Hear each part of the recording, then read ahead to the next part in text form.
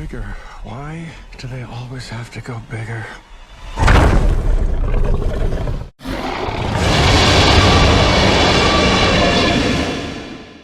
It was a beautiful summer morning on the island of Sodor, and Thomas the Tank Engine was puffing happily along his branch line.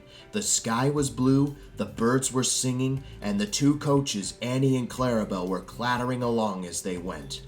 Life was great. It wasn't until they got to Elsbridge Station when things started to go downhill. The driver applied the brakes and prepared to stop, but instead of slowing down, Thomas sped up. He thundered right past the station, going faster and faster.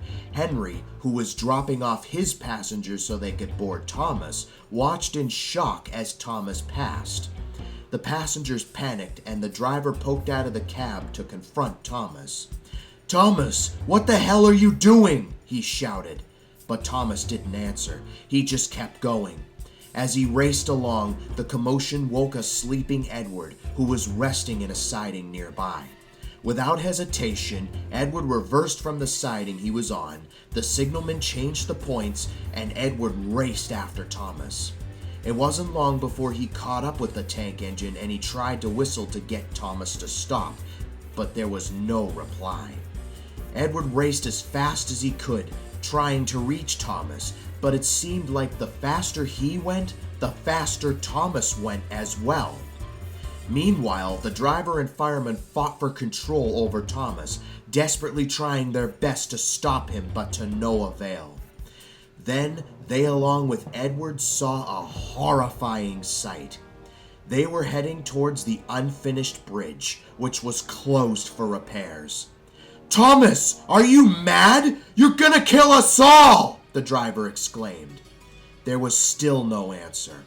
Thomas kept getting closer and closer towards the unfinished bridge. "No!" cried Edward, but it was too late. Thomas reached the bridge and jumped off it, bringing all of his passengers with him. Edward stopped just before the bridge and looked down in horror as Thomas, along with Annie and Clarabelle, were destroyed. A small tear came into Edward's eye, which soon turned into a river of tears. His driver went to the nearest signal box to call for help, and soon enough, Sir Topham Hatt arrived on the scene. "What happened here?" he wanted to know. Edward told him everything that happened. "Oh, poor Thomas," Sir Topham Hatt began. "Such a kind and hard-working engine, and very loyal." "I'm sorry, sir. I tried to stop him, but I couldn't," Edward exclaimed while in tears. "This wasn't your fault, Edward," Sir Topham Hatt replied. "You did everything you did to stop him, and I'm proud of your determination." After that, Edward and Sir Topham Hatt left the bridge to be repaired. A few days later, there was a funeral for Thomas, Annie, Clarabelle, and all the passengers on board the day of the accident. All the engines were devastated to find out that Thomas was gone, but none more so than Edward. He was very depressed, and when the bridge was finally repaired, Edward would avoid it because it gave him PTSD of the event, which was completely understandable. It was very clear that Sodor would not be the same after this tragic event.